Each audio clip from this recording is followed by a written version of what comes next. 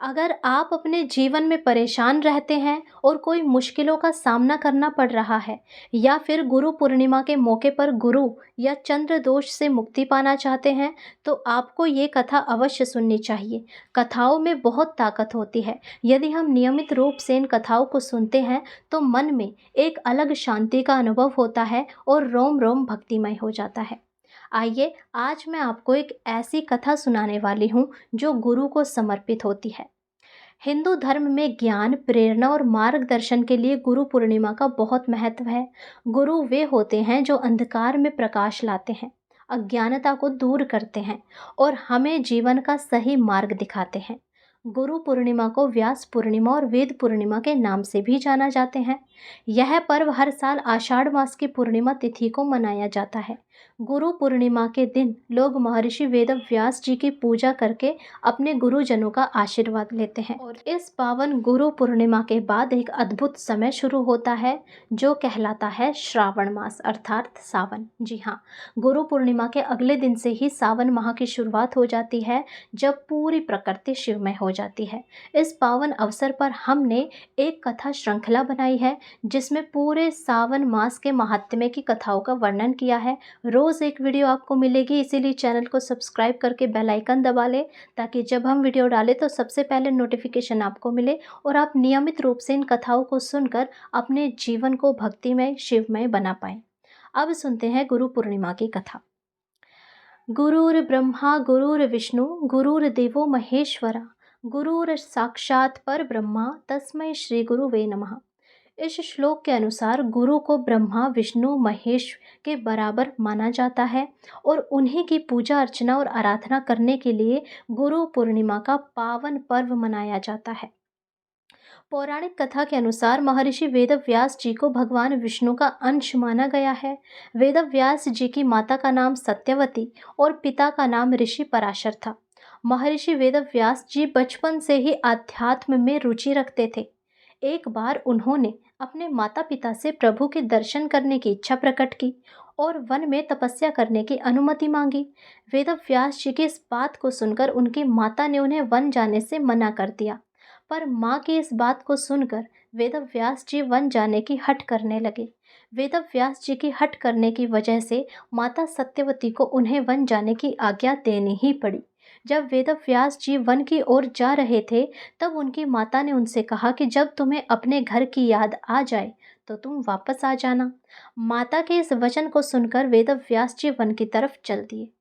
One में जाकर वेदव्यास जी ने कठोर तपस्या करने लग गए। भगवान के आशीर्वाद से वेदव्यास जी को संस्कृत भाषा का ज्ञान हो गया। इसके बाद उन्होंने वेद, महाभारत, 18 महापुराणों एवं ब्रह्म सूत्र की रचना की और लोगों को वेदों का ज्ञान देने की वजह से आज भी इन्हें गुरु पूर्णिमा के दिन प्रथम गुरु के रूप में याद किया जाता है। परंतु ये सब कुछ लिखने के बाद, इतने महान ग्रंथों पुराणों की रचना के बाद भी उनके मन में एक अजीब सी अशांति थी। वो बद्रीनाथ की एक गुफा में जाकर वहाँ ध्यान मग्न बैठ गए अपनी अशांति को दूर करने के लिए। वहाँ पर नारायण जी ने उन्हें दर्शन दिया और कहा कि तुम्हें एक और ग्रंथ की रचना करनी है जो है श्रीमद् भागवत। श्रीमद् भागवत जो कि कैसे भगवान की बचपन की गाथाएं हैं, कैसे मनुष्य को ये सीख मिलती है कि हमें अपने जीवन कैसे व्यापन करना चाहिए, कैसे जीना चाहिए। फिर क्या था, फिर वेदव्यास जी ने इसका निर्णय तो ले लिया कि उनको ये ग्रंथ रचना है, परंतु अब समस्या ये थी कि लिखे कौन। उसके बाद उन्होंने गणेश जी से प्रार्थना की कि वे इसको लिखें। तब गणेश जी ने लिखने के लिए हामी तो भर दी, परंतु उन्होंने एक शर्त रखी। और शर्त क्या थी कि जब तक आप बोलते रहेंगे मैं लिखता रहूँगा, जहाँ आपने बोलना छोड़ा वहाँ मैंने लिखना छोड़ा। अब व्यास जी ने भी उनको कहा कि वो सब तो ठीक है, परंतु तुम्हें भी एक वचन देना होगा। तुम सारे शब्दों के अर्थ समझने के बाद ही उनको लिखोगे। अब गणेश जी ने हामी भर दी। जब वेदव्यास जी को लगता कि वे बोलते बोलते थक गए हैं, तो वे उन्हें कोई ऐसा श्लोक दे देते जिनको उन्हें थोड़ा सोचना पड़ता, और उस समय वेदव्यास जी थोड़ा सा आराम कर लेते। तो ऐसे इस ग्रंथ की रचना हुई। उसके बाद धीरे धीरे उनकी जो अशांति थी वो दूर हो गई। तो ये थे हमारे वेदव्यास जी, जिन्होंने परम कठिनाई से घोर तपस्या करके इतने सारे ग्रंथों की रचना करी। और पूर्णिमा, गुरु पूर्णिमा के दिन इनको हृदय से याद किया जाता है, क्योंकि इनकी वजह से आज भारत में बहुत से लोग अपने जीवन जीने की कला सीख रहे हैं। उन्हें ये महान ग्रंथ मिले, पुराण मिली, श्रीमद् भागवत मिली, जिनसे उनको बहुत कुछ सीखने को मिल रहा है। ये जो महाभारत जैसी काव्य रचना है वो भी इन्होंने की थी।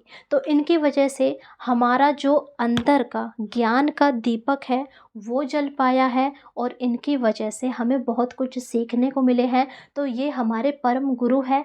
इसीलिए गुरु पूर्णिमा के दिन यदि व्रत करना भी संभव ना हो तो इनकी कथाएं अवश्य सुने। कथाओं में भी बहुत ताकत होती है, और कथाओं सुनने, ये सारी कथाएं सुनने के बाद ऐसा लगता है जैसे मन में एक अजीब सी शांति आ रही है और मन भक्तिमय हो रहा है।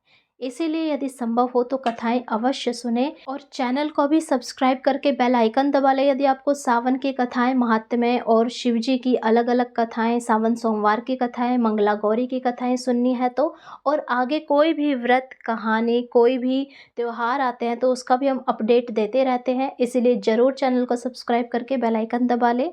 हरे कृष्णा, राधे राधे।